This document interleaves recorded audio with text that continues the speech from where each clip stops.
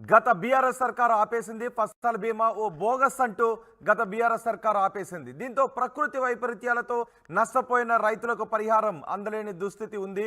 ఈ నేపథ్యంలో రైతుల ప్రయోజనం కోసం ఫసల్ బీమా యోజనలో చేరుతున్నామని ముఖ్యమంత్రి రేవంత్ రెడ్డి నిర్ణయం తీసుకున్నారు.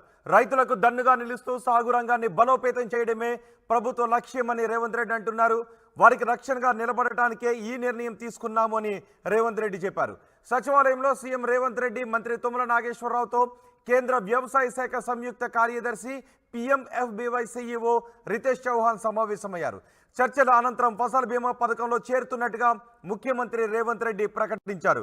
దీనిపై మరింత సమాచారం మా ప్రతినిధి రమేష్తో మాట్లాడదాం.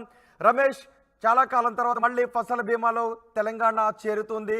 ఫసల్ బీమాలో చేరడం ద్వారా తెలంగాణ రైతులకు కలిగే ప్రయోజనాలు ఏంటి? గత ప్రభుత్వం ఇది బోగస్ అంటూ మేమే ఒక ప్రత్యేక బీమాను తీసుకొస్తామంటూ చెప్పారు.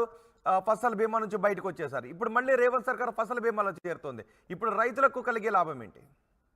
రైట్ 2016 నుంచే ఇది దేశవ్యాప్తంగా ప్రధానమంత్రి ఫసల్ బీమా యోజన పథకం అమల్లోకి వచ్చింది. కానీ ఆ 2020 వరకు ఈ పథకం కొనసాగినా కానీ 2020 నుంచి దాదాపు 4 సంవత్సరాలుగా కూడా మళ్ళీ ఈ పథకం అమలు లేదు. ఎందుకంటే గతంలో ఉన్నటువంటి రాష్ట్ర ప్రభుత్వమే సొంతగా బీమాను కట్టి కూడా రైతులకు అందించాలని చూసింది. కానీ 4 సంవత్సరాల నుంచి కూడా ఎలాంటి బీమా పథకం అమల్లో లేకపోవడంతో రైతులు చాలా వరకు నష్టపోతున్నటువంటి పరిస్థితి అయితే కనపడుతుందని చెప్పవచ్చు. ఇప్పుడు తాజాగా కొత్త ప్రభుత్వం ఏర్పడ్డాక రేవంత్ రెడ్డి మళ్ళీ ఆ ప్రధానమంత్రి ఫసల్ బీమా యోజన పథకంలో చేరనున్నారు. ఇక మీదట మొత్తం కూడా ఏదైతే రైతులకు ఆ బీమా పథకం ఉంటుందో ఆ బీమాకు సంబంధించి రైతులు కొంతమేర, అదేవిధంగా రాష్ట్ర కేంద్ర ప్రభుత్వాలు కూడా కొంతమేర చెల్లిస్తూ వస్తుంటాయి. గతంలో ఉన్నటువంటి విధానమే మళ్ళీ అమల్లోకి రానుంది. మొత్తం మీద గతం చూసినైతే కాకపోతే ఈ బీమా ప్రీమియం ఏదైతే ఉందో దానికి కొంత కట్టడి తీసుకురావాలని కూడా ప్రభుత్వం ఆలోచిస్తున్నటువంటి పరిస్థితి కనిపిస్తుంది. ఎక్కువగా వరి, మొక్కజొన్న,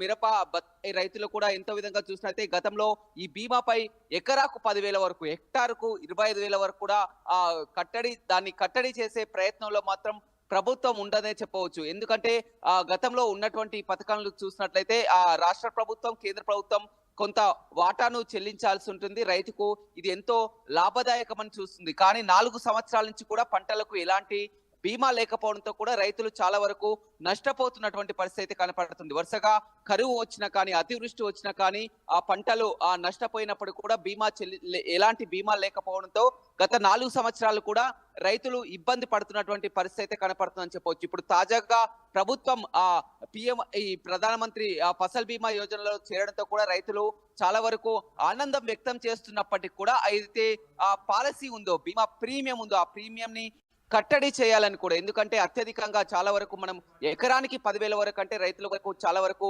నష్టపోతున్నారు, భారం పడుతున్నటువంటి నేపథ్యంలో ఈ ప్రీమియాన్ని కట్టడి చేయాలని కూడా